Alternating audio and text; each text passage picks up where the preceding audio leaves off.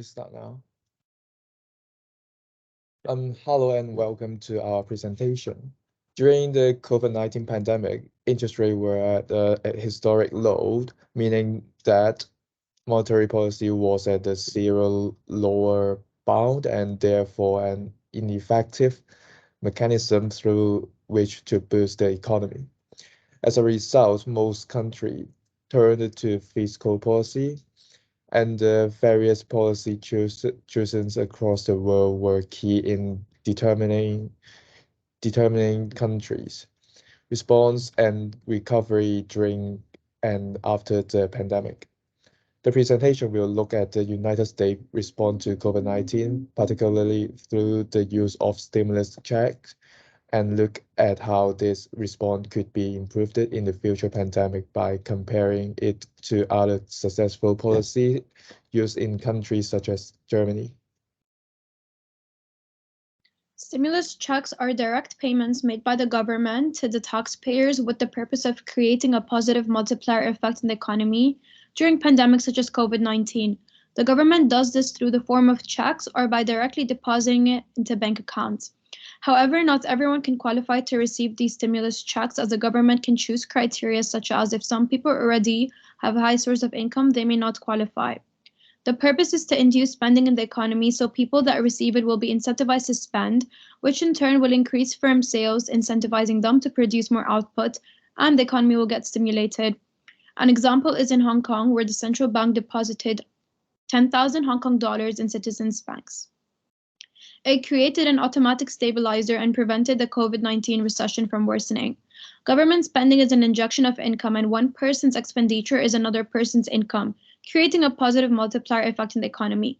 It also gives people assurance and created consumer confidence index, which is the biggest drive of economic growth.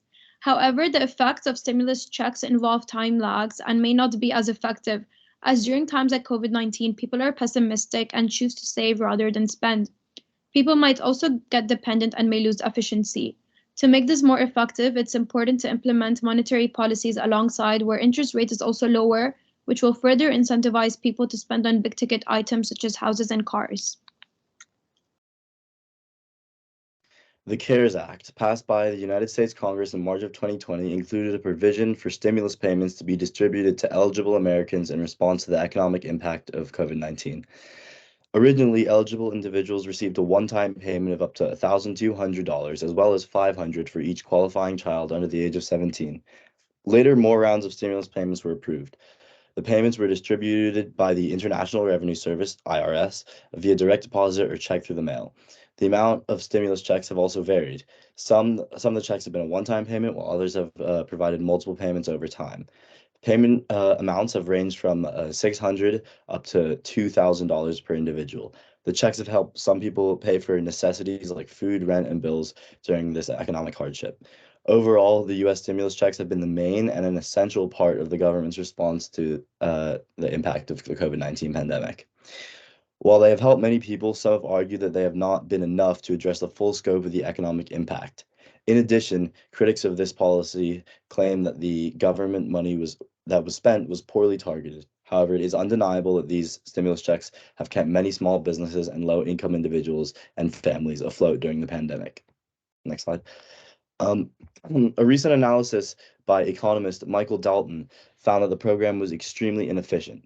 His research concluded that for every $1 in wages that would have been lost without the Paycheck Protection Program, it cost the government $4.13 in relief money. Additionally, the program wasn't narrowly targeted, and virtually every small business in the country was eligible. It benefited some companies that didn't need the money, and loose fraud controls allowed scammers to steal billions from the government. The U.S. Business Administration also issued loans to companies with long-standing financial problems unrelated to COVID-19. Your Energy is one of those companies. For much of the last decade, this mining company has lost money on its Wyoming operations, which supply uranium to America's nuclear power plants. Their financial troubles are not directly related to the rapid spread of COVID-19, according to their own financial filings. However, they still received nearly $1 million in government relief money. But for hundreds of thousands of businesses, the relief was essential. Mr. Dalton's research found that companies that got these loans had modestly higher employment and higher wages and were less likely to close than comparable businesses that didn't receive them. These effects were especially pronounced for the smallest businesses and for those in areas with higher poverty rates. Um, from this chart, we can see most notably that 58% of stimulus money was not even used in consumer spending to boost the economy. Instead, it went to debt and savings payments. The main consequence of this was that the stimulus checks weren't as impactful on the economy as intended, and they didn't provide a significant and long-term economic boost and were extremely inefficient. As we can see from this graph, consumer spending increased immediately around the time the stimulus checks were issued, but only by about 6 additional cents per day, and dropped off quickly, becoming essentially pre-stimulus levels within under a month. So why is this? Why did people spend so much money on their savings and debt? Well, Olivier Koybon, Yuri Gordenchenko, and Michael Weber put forward two possible explanations in their research. One is that the pandemic induced lockdown closed down so many businesses and recreational options that recipients simply couldn't spend the entire transfer. The other is the law of diminishing returns. Their research found that the larger the stimulus check, the less likely the recipients are to spend the entire thing. Debt spending, however, is a little more intuitive. Households dealing with debt that received unexpected income simply put that money towards clearing their debt. In this graph, it shows us that the savings rate drastically increased as stimulus payments were made, which was not the intended outcome. The government wanted consumers to spend as to boost the economy. They did want some savings, however, these were much higher than the levels that they intended. This graph represents how effective each type of government relief was. It can be seen that aid to financially vulnerable households had the largest effect on GDP, with about 25 cents per dollar spent affecting GDP. However, halfway through 2022, these effects diminished greatly. Aid to businesses and families and vaccination/containment of COVID had less of an effect on GDP, with all of them affecting GDP for less than 10 cents per dollar spent. So to critically evaluate the U.S. stimulus checks policy, we'll look at a few factors. First, inflation. When consumer spending increases and the aggregate supply doesn't, it will cause inflation in the economy, which counteracts the effects of the stimulus checks, as the prices of goods and services are now higher. In addition, the government spending totaled out to $1.9 trillion during the pandemic, which significantly increased the national debt, disrupted the balance of payments, and increased the United States trade deficit. Furthermore, the stimulus checks may not have been enough to address the long-term economic effects of the pandemic. Despite the distribution of multiple rounds of stimulus payments, unemployment rates in the U.S. remained high.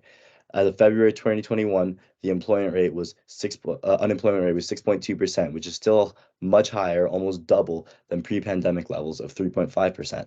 Simply handing people cash doesn't create or protect jobs that would require wage subsidization or investment.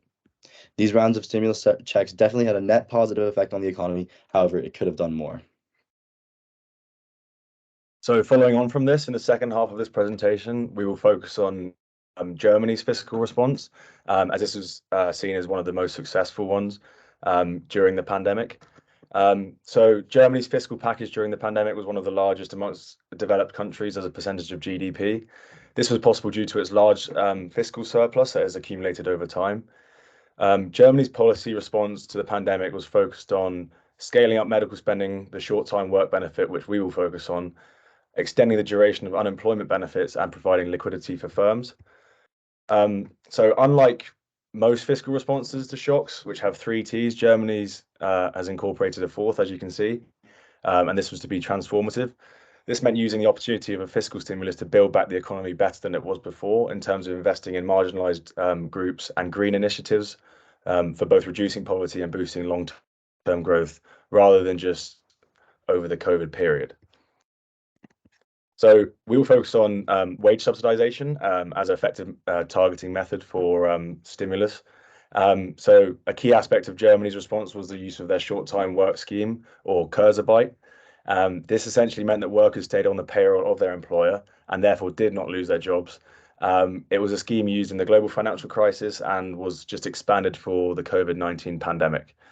Under the Kurzarbeit, the government provides an income replacement rate of 60% with increased rates for workers with children. People receive 60% of pay for hours not worked due to COVID and full pay for hours worked. It is coined by many as an excellent crisis management tool, as it protects workers' income, supporting aggregate demand and reducing the incentive to save because workers don't lose their jobs. Not only is this beneficial for households, but it means that firms do not have to go through the costly process of rehiring and training after an aggregate shock like a pandemic is over. It is also an incumbent system that is well established and well known in the country, and it can therefore be adjusted in times of crisis, and the money can be sent through channels that, as I said, have already been established. The Kurzarbeit does not just serve to stabilize labor markets, but alongside unemployment benefits, it also helps with domestic demand and consumption. Not only are people happier to spend because they remain on the payroll, but the rates given through the Kurzarbeit are much more generous than those on traditional unemployment benefits, meaning that people have more money to spend, serving as an injection into the circular flow of the economy. So this slide just shows how much spending was ramped up from the global financial crisis to the pandemic. As I said, it was adapted for this. And then we have the impact and a comparison between the US and Germany in their unemployment rates during the pandemic, sorry. So moving on to the key learning points for Germany, for the US from Germany. So first of all, although increased spending in the US caused the poverty rate to decline in the early stages of the pandemic, the one-time and less targeted payments did not have a long-lasting effect. Poverty rates crept back up by 1.8% between June and September 2020, with disproportionate impacts on Black and Latino populations. We think, with evidence from Germany to back this up, that a more targeted scheme focused on keeping people in work by subsidizing wages whilst increasing unemployment benefits for those out of work would be more effective in keeping poverty low and unemployment low.